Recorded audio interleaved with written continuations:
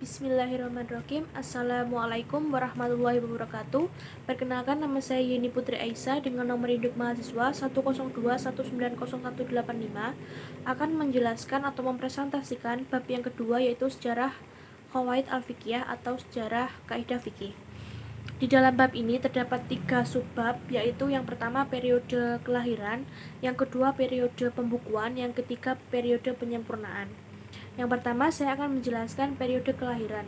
Qawaid al-Fiqhiyah ini lahir ketika Rasulullah SAW, ketika masa Rasulullah SAW. Pada saat masa Rasulullah itu dihadapkan pada suatu permasalahan-permasalahan baru, di mana permasalahan tersebut tidak dijelaskan secara eksplisit di dalam Al-Quran. Karena Rasulullah itu merupakan insan pilihan Allah Subhanahu wa Ta'ala yang dikaruniai kecakapan dalam berbicara, yaitu singkat, padat, mudah dipahami, dan juga mudah dihafal, beliau mendapat gelar Jawami Al-Kalim. Dengan gelar tersebut, Rasulullah menciptakan atau membuat hukum baru untuk menghadapi permasalahan-permasalahan baru pada zaman itu. Kemudian gaya tersebut diikuti oleh sahabat, tabi'in, kemudian imam mazhab.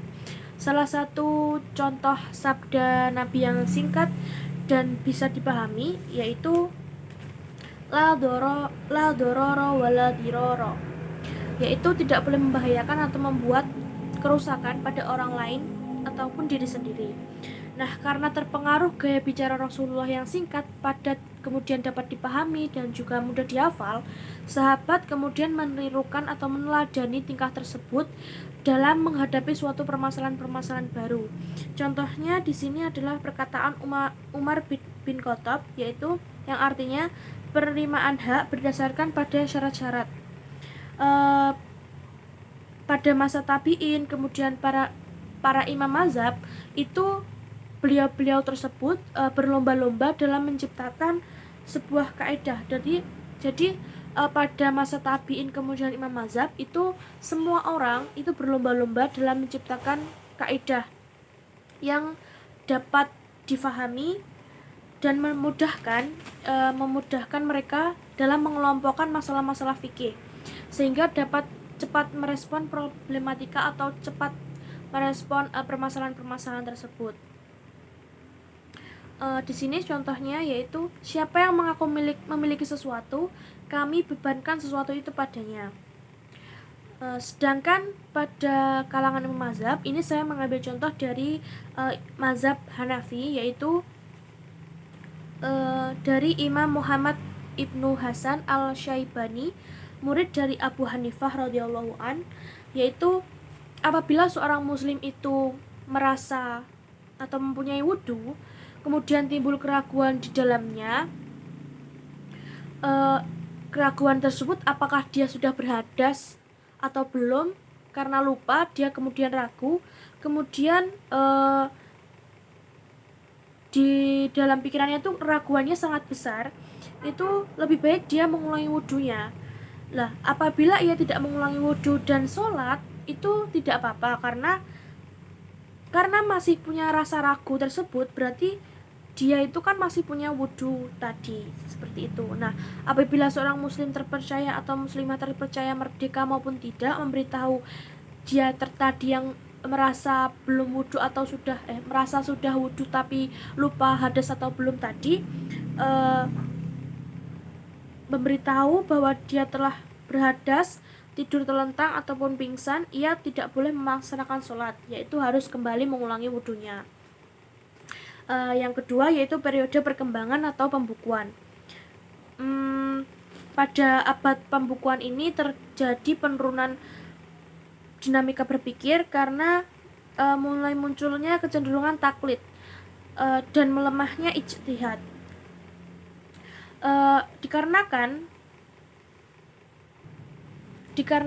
masih banyak fikih atau warisan-warisan fikih yang amat kaya, berkat pembukuan pemikiran fikih yang disertai dengan dalilnya, dan terjadi perselisihan pendapat antara mazhab beserta hasil perbandingannya, yaitu tarjih. Oleh karena itu, pekerjaan yang tersisa dalam abad ini yaitu hanya takhrij, yaitu mempergunakan sarana metodologis yang telah tersedia dalam mazhab tertentu untuk menghadapi kasus-kasus hukum baru. Nah, Abu Thahir al-Dabbas seorang fuqaha yang hidup pada abad ketiga dan keempat Hijriah adalah salah seorang orang yang pertama membukukan atau mengumpulkan qawaid al-fiqhiyah. Pada waktu itu ia telah mengumpulkan sebanyak 17 kaidah. Nah, usaha ini kemudian diteruskan kepada Abu Al-Hasan Al-Karaki, yaitu 340 Hijriah dengan menghimpun 39 kaidah. Kemudian Abu Zaid Abdullah Ibnu Umar Al-Din Al-Dabusi Al-Hanafi, yaitu 430 Hijriah, telah menyusun kitab Taksis Al-Nazar pada kurun kelima Hijriah. Nah, kitab ini memuat 86 kaidah fikih beserta dengan pembahasan terperinci berkenaan qawaid tersebut. Nah, kita langsung menuju ke periode kematangan atau penyempurnaan. Setelah terkumpul dan telah terkodifikasi atau telah dibukukan, kaidah fikih ini belum mengalami penyempurnaan. Nah, penyempurnaannya itu terjadi ketika disusun oleh Majalat Al-Ahkam Al-Adliyah, yaitu Komite Lajnah Fuqaha pada masa Sultan Al-Ghazi Abdul Aziz Khan Al-Utsmani tahun 1861 sampai 1876 Masehi pada akhir abad ke-11. Majalat Al-Ahkam Al-Adliyah ini menjadi rujukan lembaga-lembaga peradilan pada masa itu.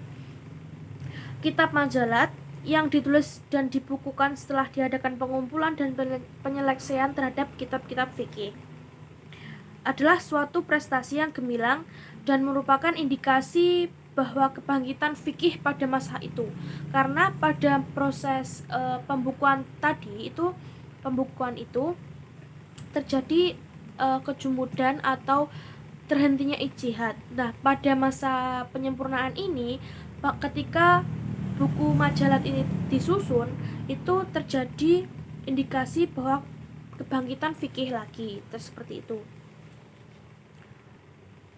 Selanjutnya, ketika telah disusun dan mengalami penyempurnaan ini, qawaid al-fiqhiyah tersebar kemudian menjadi landasan pertama atau landasan utama proses pengambilan hukum. Mungkin itu yang dapat saya sampaikan. Bila ada kurang lebihnya saya mohon maaf. Billahi taufiq wal hidayah. Wassalamualaikum warahmatullahi wabarakatuh.